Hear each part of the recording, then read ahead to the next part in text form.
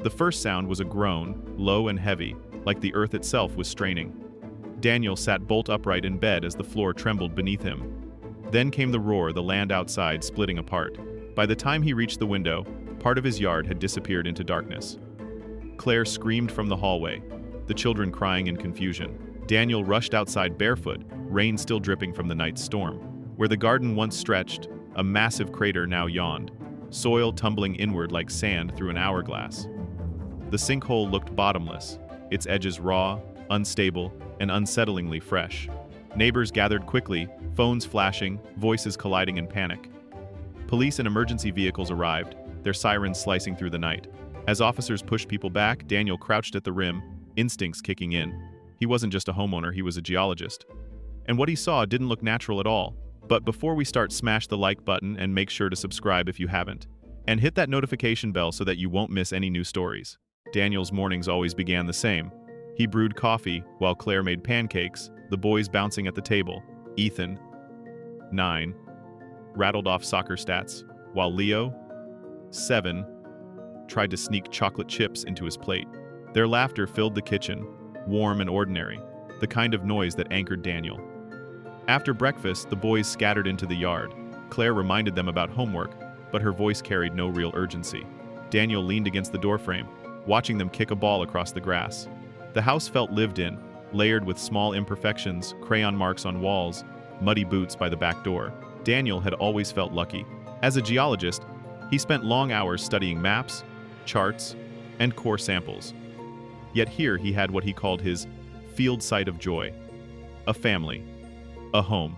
Soil that should have been steady beneath his feet. He never imagined otherwise. The day passed gently. Claire tidied the kitchen, humming softly, while Daniel answered a few emails for work. The boys ran in and out, their sneakers tracking dirt across the floor. It was noisy, messy, beautiful. Daniel thought, fleetingly, that days like this were proof of a life well lived. By early afternoon, the house quieted.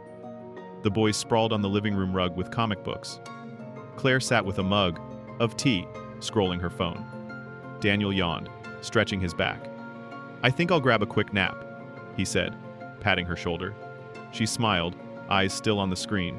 He climbed the stairs, the house creaking in familiar ways. In the bedroom, he drew the blinds halfway, letting muted light filter across the quilt. He lay down, exhaling deeply, the hum of ordinary life settling around him. For once, he felt no pull of work, only contentment. Then the ground shuddered. A deep, rolling groan rumbled through the house. Daniel sat up, heart hammering, as picture frames rattled on the dresser. From downstairs came the crash of something falling, followed by Claire's startled cry. The sound grew louder, a roar that seemed to tear through the very earth. Daniel sprinted to the window just as the yard collapsed. Soil caved inward, fence posts snapping like matchsticks, the ground spiraling downward into a widening maw. The soccer ball the boys had abandoned earlier rolled once, twice, then vanished into the darkness. The earth had opened its throat. Claire's scream pierced the air, the boys shouting in terror. Daniel bolted down the stairs, his body moving faster than thought. By the time he burst outside, half their yard had vanished into a chasm. The sinkhole gaped impossibly wide, soil still crumbling in waves, as though the land itself was swallowing. Neighbors began spilling onto porches, voices rising in confusion. Somewhere down the street, a dog barked frantically. Claire clutched the boys to her, her eyes wide with fear. Daniel stepped closer to the rim despite the danger, his geologist's instinct overriding panic. What he saw there made his stomach twist. For a moment, time seemed to stretch. The roar faded, leaving only the hiss of shifting soil and the boys' ragged sobs. Claire held them tighter, whispering reassurances she didn't believe. Daniel forced himself to step back from the rim. The sinkhole looked bottomless, a wound still widening beneath their lives. The family huddled together on the porch, too shaken to speak. Across the street, neighbors called out questions, prayers, panicked guesses. Someone finally dialed emergency services. Daniel stared at his sons, dust streaking their cheeks, and realized with dread that he didn't know how to explain this. Not as a father, not even as a scientist. When the sirens came, they cut through the neighborhood like sharp blades. Police, firefighters, and municipal workers poured onto the property, stringing tape, shouting orders.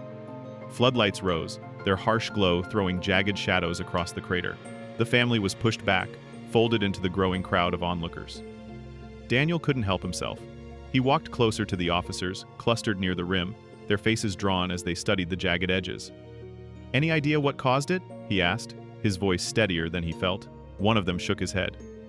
"Could be natural subsidence. We'll know more when we send the camera down." Daniel hesitated, then said, "I'm a geologist.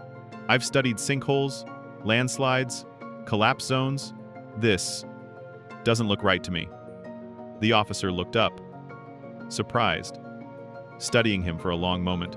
Around them, the buzz of radios and shouts filled the air. But Daniel stood firm, unwilling to step back into silence. The atmosphere shifted instantly. Daniel wasn't looking at a freak accident anymore. He was looking at a crime scene. He pointed out the disturbed soil profile to the skeptical officers. Natural collapses leave distinct compacted layers. This was chaotic, artificial. As city engineers arrived, they lowered a camera into the abyss, and the flickering monitor revealed the impossible. Hidden beneath the raw earth was a flat, straight edge. This wasn't a mine shaft or a forgotten drain. It was a tunnel, braced with rough, fresh timber. The silence that followed was heavy with realization. Someone had been digging directly under Daniel's home, and they had been doing it recently.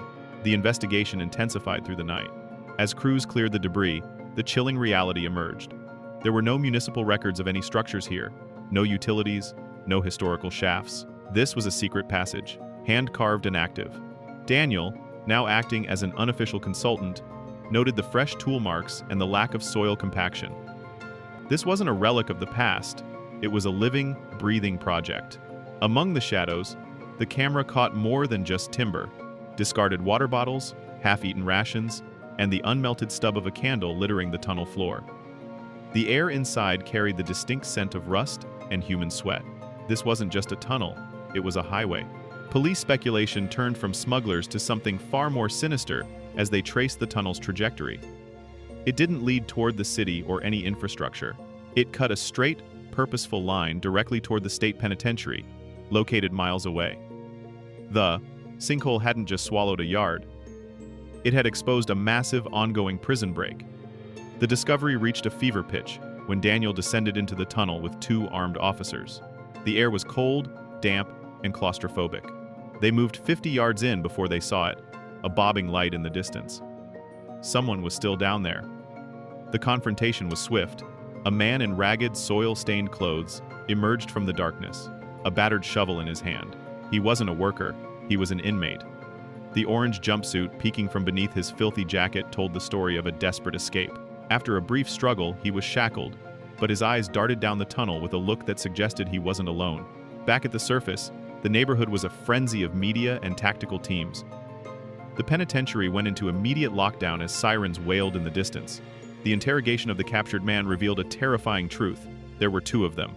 One was in custody, but the other had already made it out. Somewhere in the dark woods surrounding Daniel's home, a fugitive was on the loose. As night fell, the fear became personal. Daniel sat on his porch, watching searchlights sweep the tree line. The lead officer gave him a final warning. "Lock the doors, stay together, and don't try to be a hero." The house, once a sanctuary, felt like a cage. Daniel moved the mattresses into one room, huddled with Claire and the boys. Sleep was impossible. Every creak of the floorboards, every rustle of the wind sounded like a footstep. Then, near midnight, the sound he had been dreading finally came from downstairs. A slow, deliberate creak. Daniel's blood ran cold. He whispered into the phone to the officer, his voice trembling as he reported the intruder. The instructions were clear: stay put, help is coming. But as he heard the intruder rifling through the drawers below, a primal instinct took over. He couldn't sit by while a desperate man prowled beneath his children's feet. He crept to the top of the stairs. In the dim glow of the porch light, he saw him, the second inmate, frantic and hollow-eyed. The old wood of the stairs groaned under Daniel's weight, and their eyes locked. It was a moment of pure, raw terror. The inmate bolted. Daniel screamed into the phone as the man crashed through the front door, only to be met by the screeching tires of a police cruiser. The capture was violent and immediate. The fugitive slammed into the grass just as help arrived.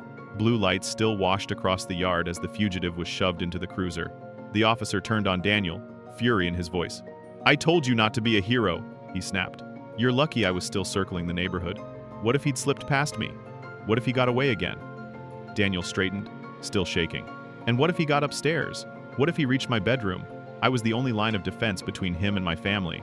His voice cracked, but the steel in it was undeniable. For a moment, silence stretched between them. The officer's shoulders slumped.